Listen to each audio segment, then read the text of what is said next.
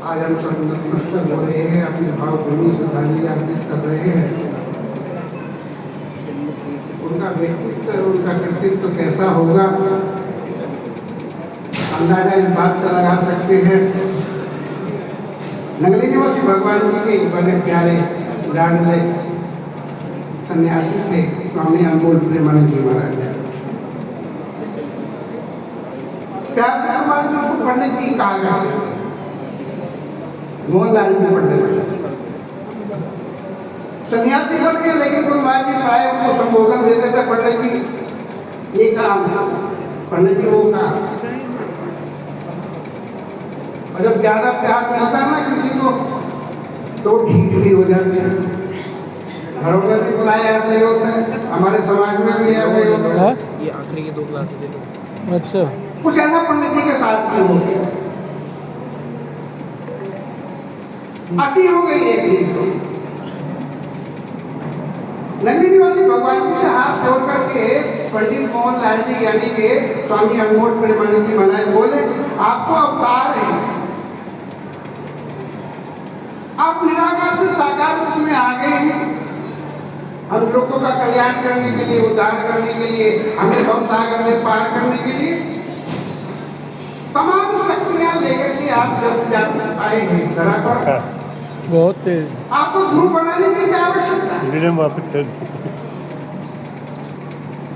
आपको तो गुरु बनाने की कोई आवश्यकता ही नहीं, आप तो खुद रेडीमेड गुरु है। नहीं मीठी दो इतना सुनते ही बड़ा श्री नगरी निवासी भगवान जी के सौम्य चेहरे पर उद्वेग आ जाता है। बोले पंडित जी और मैं मजाक बर्दाश्त कर सकता हूँ कि नहीं, और ये मजाक मैं बर्दाश्त नहीं कर सकता। मेरे गुरुदेव जैसा तो कोई गुरु ही नहीं, ढूंढे भी नहीं मिलेगा। मेरे जैसे गुरु है वैसा कोई नहीं है। तुम कह रहे हो कि मुझे गुरु बनाने की क्या आवश्यकता, तो मुझे मनमुख सिद्ध करना चाहता है। दंडवत कर देते पंडित मोहनलाल जी यानी कि स्वामी अनमोल प्रेमानंद जी, क्षमा करो मैंने तो बस ऐसे ही दिल की बात कह दी थी, कहा कि छोड़ो आगे से मैं ये बर्दाश्त नहीं करूँ। हमारे बराबर देव नगरी निवासी भगवान जी को जिस महापुरुष पर ऐसा गर्व था, तीनों दिन आज कहते हैं मेरे गुरुदेव जैसे तो कोई गुरु ही नहीं। आज हम उनकी 107वीं पुण्य स्मृति कहिएगा, निर्वाणोत्सव कहिएगा, वो मना रहे हैं। 179 वर्ष पूर्व उस धरा पर आए, छपरा की वो पावन धरा,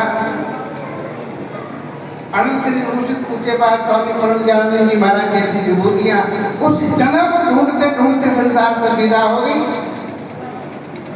लेकिन अब उनके शिष्यों को, उनके अनुचरों को, उनके सेवकों को ये श्रेय मिला है कि उस जगह का पता चला और आज वहां भव्य मंदिर भी।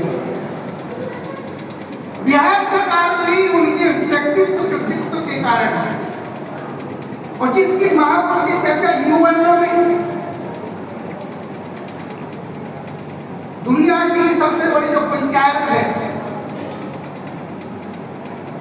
यूएनओ में भी 3 दिन डिबेट चली थी महापुरुष पर, क्योंकि आतंकवादियों ने उनकी समाधि के साथ छेड़खानी की थी पाकिस्तान में। उसको लेकर के वहां डिबेट थी।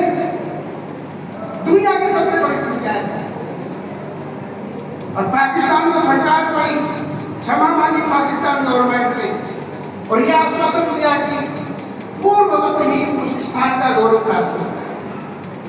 वो गौरव प्राप्त हुआ, दोबारा वो स्थान बना पाकिस्तान में, जहाँ पर हमारा देव परम मानक जी की पावन समाधि।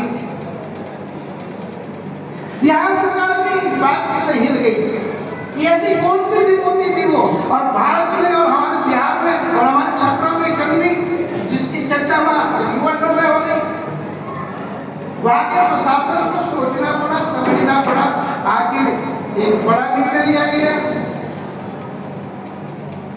एक महापुरुष है वहां का, नाम नहीं जानता, छोटा रायपुर उनका मुख्यालय है। 100 से अधिक आश्रम है उनके,